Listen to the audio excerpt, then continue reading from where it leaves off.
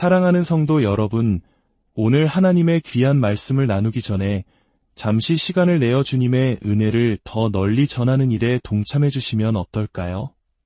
좋아요와 구독을 눌러주시는 여러분의 작은 손길이 이 메시지가 필요한 더 많은 영혼에게 닿게 하는 귀한 통로가 됩니다. 여러분의 삶 위에 주님의 크신 축복이 늘 함께하기를 기도합니다.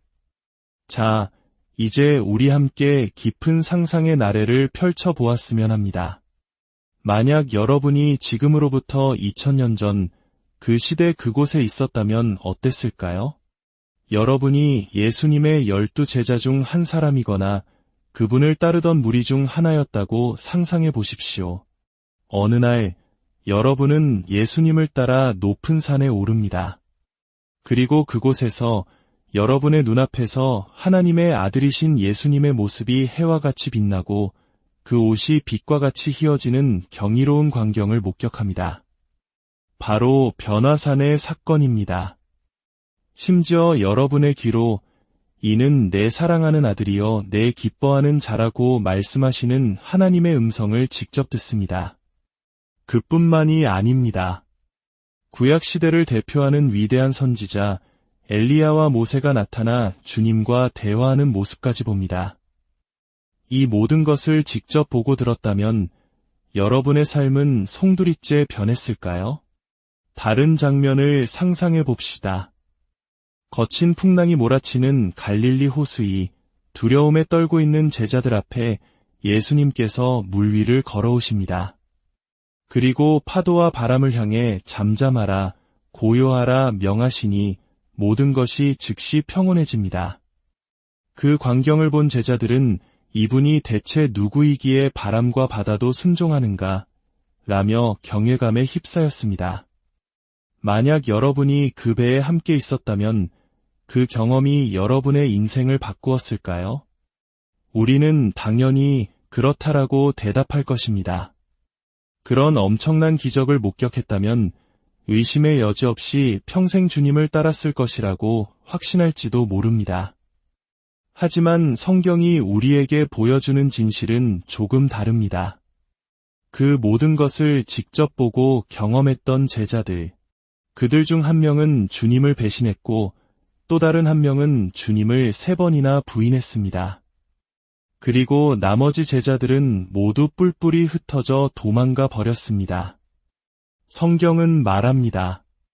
우리는 다 양 같아서 그릇 행하여 각기 제 길로 갔거늘 예수님께서 십자가에 못 박히시던 그 결정적인 순간 그들은 그 자리에 없었습니다.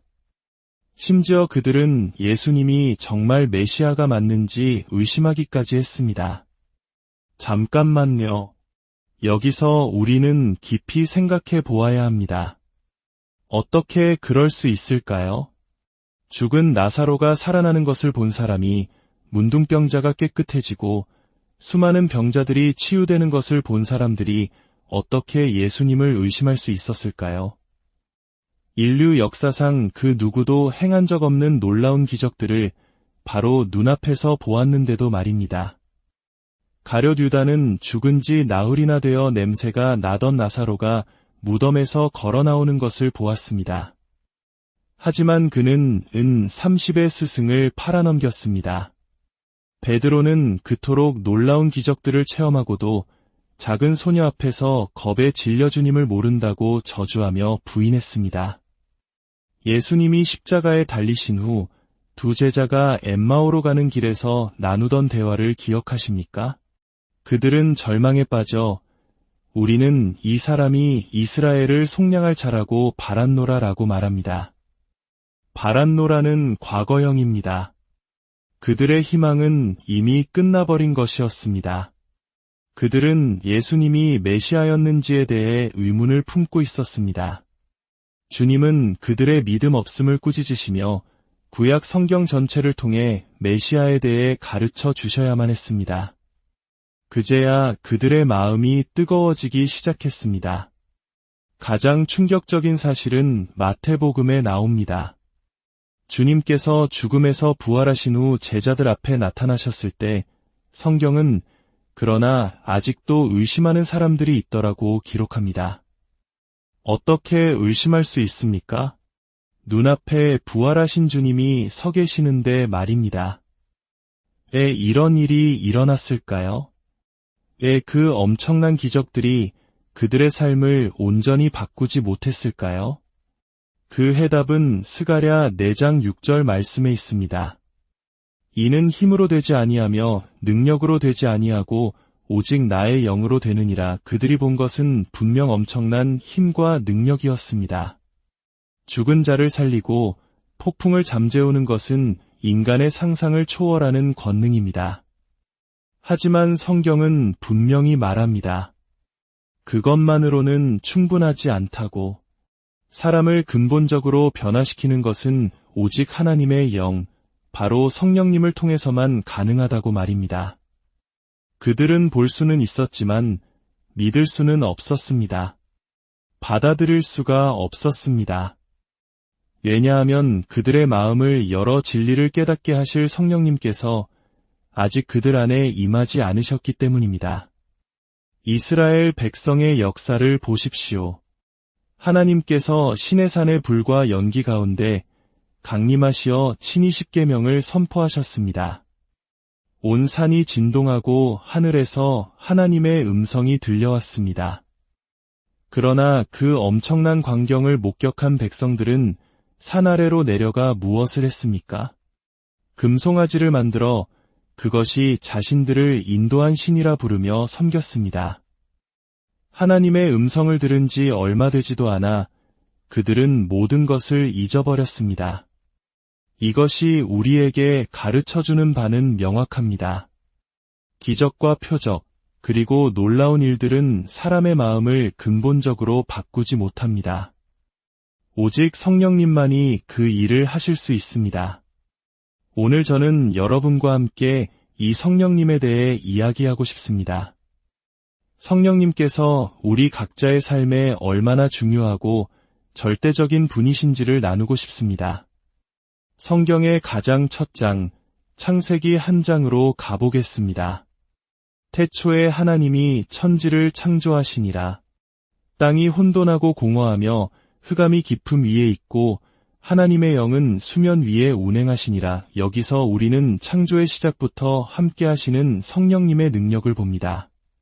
하나님을 뜻하는 히브리어 엘로힘은 복수형으로 이미 삼위일체의 신비를 암시하고 있습니다.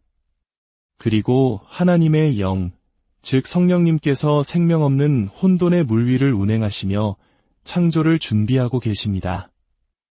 요한복음 1장은 이렇게 시작합니다. 태초에 말씀이 계시니라. 이 말씀이 하나님과 함께 계셨으니 이 말씀은 곧 하나님이시니라. 성경 전체를 통해 우리는 삼위일체 하나님의 아름다운 협력을 봅니다.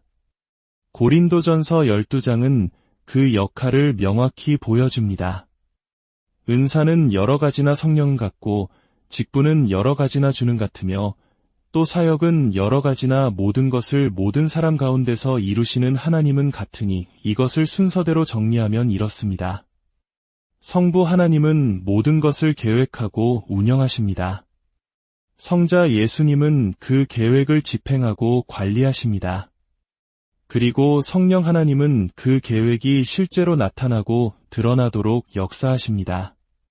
하나님께서 우리의 형상을 따라 사람을 만들자고 말씀하셨을 때 아들 예수님께서 흙으로 사람의 형상을 빚으셨습니다. 그러나 그 흙덩이가 살아있는 생명이 된 것은 하나님께서 생기를 불어넣으셨을 때, 즉 성령님의 역사를 통해서였습니다. 빛이 있으라는 말씀도 마찬가지입니다. 아버지께서 빛이 있으라 명하시고 아들이신 예수님께서 그 스위치를 켜는 역할을 하셨다면 실제로 빛을 만들어내는 발전기와 같은 역할은 성령님께서 하신 것입니다. 성령님은 삼위일체 하나님의 능력이시며 권능의 근원이십니다. 하지만 우리가 반드시 기억해야 할 것이 있습니다. 성령님은 어떤 비인격적인 힘이나 기운이 아닙니다. 그분은 인격체이십니다. 우리가 미래의 환난을 이겨내고 믿음의 삶을 살아가기 원한다면 우리는 반드시 성령님을 알아야 합니다. 그분의 은사나 능력을 구하는 것을 넘어 인격이신 성령님 그분을 알아야 합니다. 성령님이라는 인격을 무시하고 그분의 능력만을 구한다면 우리는 광신자가 될 위험에 빠집니다. 하지만 우리가 인격이신 성령님을 만날 때 그분은 우리에게 필요한 모든 능력과 은사를 올바르게 부어주실 것입니다. 예수님의 십자가 사건을 생각해 보십시오. 아버지 하나님께서 아들을 세상에 보내셨고 아들 예수님은 아버지의 뜻에 순종하여 십자가에서 죽으셨습니다. 그러나 만약 성령님께서 이 땅에 오시지 않았다면 그 십자가 사건은 우리와 아무 상관없는 2000년 전의 역사적 사건으로만 남았을 것입니다. 우리의 마음을 감동시켜 예수님의 십자가가 바로 나를 위한 사건임을 깨닫게 하시고 우리를 죄에서 돌이키게 하시는 분이 바로 성령님이십니다. 성령님의 역사 없이는 아무도 예수님을 주라 시인할 수 없습니다. 당대 최고의 율법학자였던 니고데모조차 예수님께서 거듭남에 대해 말씀하셨을 때 전혀 이해하지 못했습니다. 왜일까요? 성령님께서 그의 지성을 열어 영적인 진리를 깨닫게 해주시지 않았기 때문입니다. 사랑하는 여러분, 이것을 함께 고백해 봅시다. 기독교는 종교가 아니라 계시입니다. 그리고 성령님은 그 계시를 우리에게 보여주시는 분이십니다. 성령님 없이는 우리는 아무것도 깨달을 수 없습니다. 예수님을 목격했던 군중들을 보십시오. 그들은 주님을 보았지만 그분의 임재를 느끼지 못했습니다. 그들은 주님을 보았지만 그분을 사랑하지 않았습니다. 오히려 그분을 십자가에 못 박으라고 소리쳤습니다. 하지만 오늘 우리는 어떻습니까? 우리는 육신의 눈으로 예수님을 본 적이 없습니다. 그러나 우리는 그 누구보다도 그분을 사랑합니다. 그분을 내 피부보다 더 실제적으로 느낍니다. 어떻게 이것이 가능할까요? 바로 우리 안에 계신 성령님께서 우리가 보지 못한 예수님을 향한 사랑을 부어주시고 그분을 세상 누구보다 더 실제적인 분으로 만들어 주셨기 때문입니다.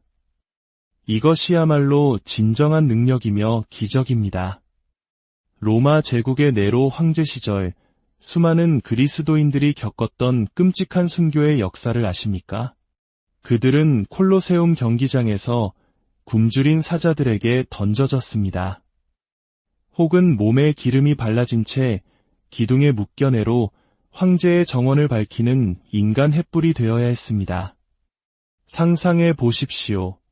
사자에게 살점이 뜯기는 끔찍한 고통 속에서 온몸이 불길에 휩싸이는 순간에 과연 찬양을 부를 수 있을까요? 인간의 힘으로는 절대 불가능합니다. 그러나 역사는 증언합니다. 그들은 불길 속에서 맹수들의 울부짖음 속에서 하나님을 찬양하며 순교했다고 말입니다. 그들의 얼굴에는 끔찍한 고통이 아닌 하늘의 평안과 기쁨이 가득했다고 합니다. 그 광경에 네로 황제마저 분노하며 위아해했다고 전해집니다. 어떻게 이것이 가능했을까요? 오직 성령님만이 하실 수 있는 일입니다. 성령님께서 그들의 고통을 마비시키시고 죽음을 뛰어넘는 하늘의 기쁨을 부어주셨기 때문입니다. 사랑하는 성도 여러분, 그들에게 역사하셨던 성령님은 오늘 우리와도 동일하게 함께하십니다.